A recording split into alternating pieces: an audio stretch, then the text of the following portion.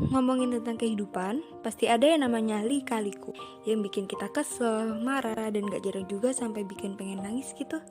Tapi pernah gak sih kalian berpikir bahwa di dunia ini kita gak sendirian? Misalnya kayak berpikir bahwa sedih kita, marah kita, kesel kita, itu wajar. So, di video kali ini aku akan ajak kalian buat belajar untuk mulai mengenali diri sendiri dengan belajar psikologi. Tonton video ini sampai habis, karena di video ini aku akan membahas tentang perilaku individu dan proses mental yang akan berguna banget buat kalian. Ngomong-ngomong tentang psikologi, sebenarnya apa sih psikologi itu? Well, psikologi berasal dari bahasa Yunani yaitu psyche dan logos. Psyche berarti jiwa dan logos yang artinya ilmu. Secara definisi, psikologi berarti ilmu pengetahuan yang mempelajari tingkah laku dan proses mental. Terus kenapa psikologi bisa bermanfaat buat kita? Nah, manfaat dari ilmu psikologi sendiri adalah mampu menjelaskan dan memprediksi apa, bagaimana, dan mengapa tingkah laku tersebut bisa terjadi, serta dapat mengendalikan tingkah laku sesuai dengan yang diharapkan. Kalian pasti pernah bertanya-tanya tentang psikologi itu seluas apa, belajar tentang apa aja, apakah konselor itu psikolog, dan hal-hal lain seputar wilayah terapan psikologi kan? Wilayah terapan psikologi itu terbagi menjadi beberapa bidang. Ada psikologi pendidikan, psikologi industri organisasi, psikologi klinis dan kesehatan mental, serta psikologi sosial. Berikut adalah materi-materi menarik yang akan kamu dapatkan ketika kamu belajar psikologi. Kesadaran atau consciousness. Kalau kata seorang psikolog yang namanya Bisyah, arti kesadaran itu adalah kemampuan seseorang untuk menyadari pengalaman subjektifnya. Menurutnya juga, kesadaran merupakan kemampuan seseorang untuk mempersepsi variasi-variasi keadaan mental. Nah, jadi penting banget kan buat kita memiliki kesadaran dalam menerima dan mengolah informasi. Ada beberapa perspektif dalam consciousness. Yang pertama, perspektif fisiologis, elementaristik, fungsionalisme, holistik, transpersonal, dan eksistensial. Sensasi persepsi. Kalau menurut ilmu sains, sensasi persepsi sama konsepnya dengan hukum sebab akibat. Sensasi adalah sebabnya dan persepsi adalah akibatnya. Nah, secara bahasa sendiri, arti sensasi adalah proses manusia dalam menerima informasi sensoris melalui penginderaan dan menerjemahkan informasi tersebut menjadi sinyal-sinyal neural yang bermakna. Sedangkan arti persepsi adalah proses menerjemahkan sensasi dan membuat suatu informasi menjadi lebih bermakna. Nah, jadi ada beberapa faktor yang mengakibatkan terjadinya sensasi persepsi. Yang pertama yaitu emosi, kemudian ada impresi, dan yang ketiga adalah konteks. Atensi dan memori. Atensi merupakan proses pemberian informasi secara sadar, sedangkan memori merupakan proses dalam mengkode, menyimpan, dan mengulang kembali informasi. Bahasa.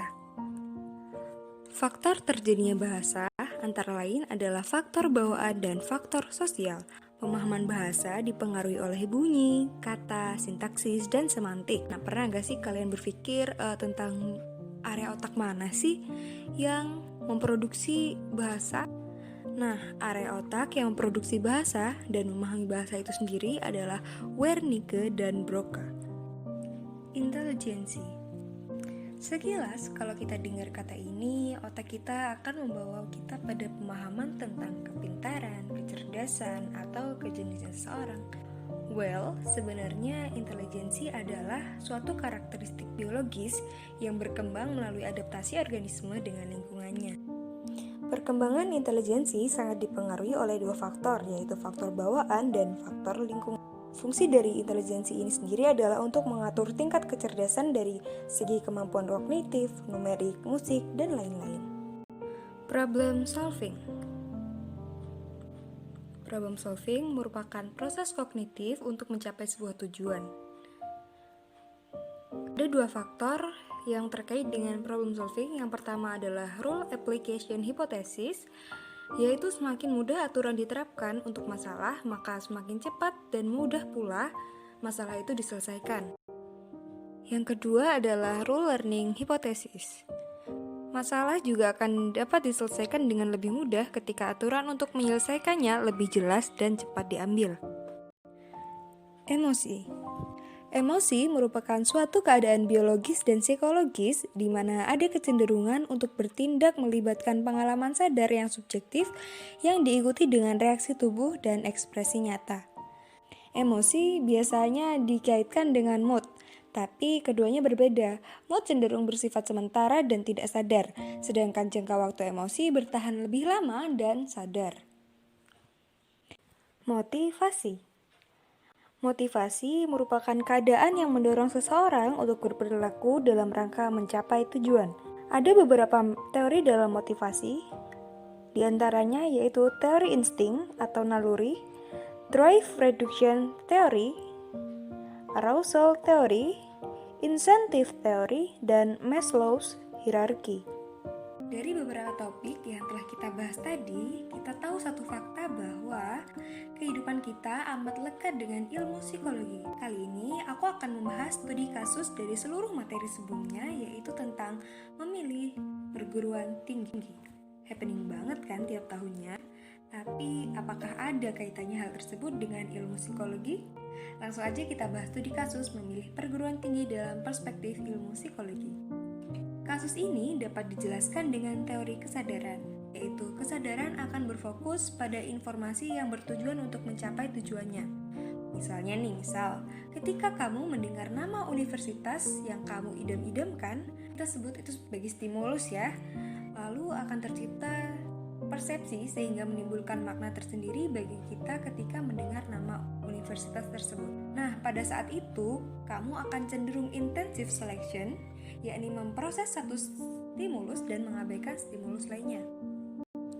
Ketika kita mendapatkan stimulus berupa pertanyaan-pertanyaan seperti mau lanjut kemana, beberapa individu memiliki kemampuan bahasa yang baik sehingga mereka dapat menjawabnya dengan lancar. Namun, ada pula yang masih gagap atau terbata-bata dalam menjelaskan tujuan mereka. Kemampuan ini didasari oleh consciousness atau kesadaran. Kemampuan bahasa sendiri juga merupakan salah satu bentuk dari intelijensi. Di masa seperti ini, anak SMA cenderung untuk memiliki motivasi yang tinggi untuk mencapai cita-citanya. Menurut teori kognitif, akan muncul istilah expectancy value theory, di mana individu akan dimotivasi oleh harapan. Meskipun anak SMA memiliki motivasi yang tinggi, namun mereka cenderung memiliki emosi yang masih labil atau tidak stabil. Setelah 5 tahun ke depan, kita cenderung dapat mengingat memori bagaimana perjuangan masuk ke universitas yang disimpan dalam long-term memory. Sedangkan short-term memory kita cenderung untuk mengingat materi-materi tes masuk universitas. Sekian yang dapat aku sampaikan dalam video kali ini. Satu paragraf dari Emma Thompson. Lihat sebanyak mungkin dari teman-teman yang menyukaimu, mendukungmu, dan membuatmu tertawa. Lihat sedikit mungkin dari teman-teman yang menghakimimu, membandingkanmu dengan orang lain, dan membuatmu lelah. Sekian dan terima kasih.